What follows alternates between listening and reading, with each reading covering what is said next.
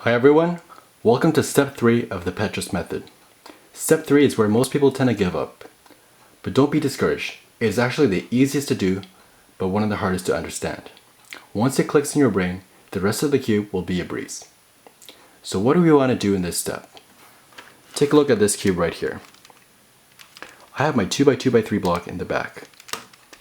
And I'll be holding the unfixed layers in the front and the upper position. So what we want to do is have a cross here in the front layer and a cross here in the top layer. That is our goal.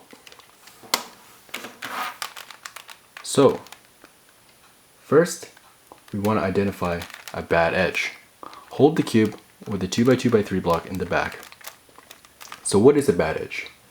A bad edge is simply an edge that cannot be flipped properly using only the front and upper layers. Here's an example. See this edge right here? It is a yellow-orange edge. But when we put it in its position, it's not flipped correctly. And how do I know that this is a bad edge? Well, if I use the front and upper layers, using only these two layers, I cannot change its position so that the yellow will be facing the top and the orange will be facing this here. So we have to fix this bad edge, and bad edges are fixed in pairs. So what I'm going to do is look for another bad edge right away. Oh, I see that this edge is also a bad edge. How do I know? Well, once again, see the white's not aligned with the centerpiece here, and the blue is not flipped correctly as well. So, keeping track of this edge and the orange-yellow edge that we just had, let's do something. We're going to put this edge, one of the edges, doesn't matter which one, right here. Okay? Next, we're going to find the other edge and place it in the back position. So, just to keep track, our edge is right here and right here. Now, what we want to do is an algorithm. I know it's not really an algorithm in any of the Petrus steps, but I will treat it as one. Simply do this. Use the R, U, and R prime.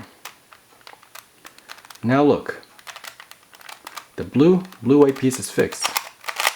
When I move it down here, the colors are aligned, as well as the yellow one. See, if I use the front and upper layers, it is fixed as well.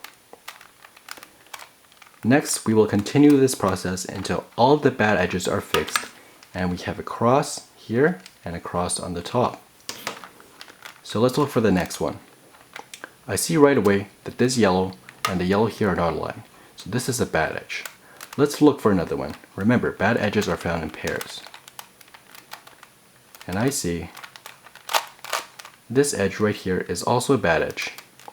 This blue does not align and the yellow does not align, and we can't fix it using only the front and upper layers. So what do we do? Well, once again, we'll put an edge in this position right here. So having one bad edge, put it right here. Doesn't matter which one.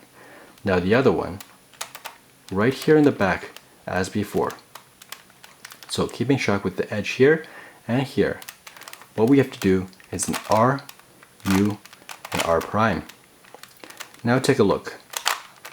The green is now facing the green, and the yellow is facing the yellow.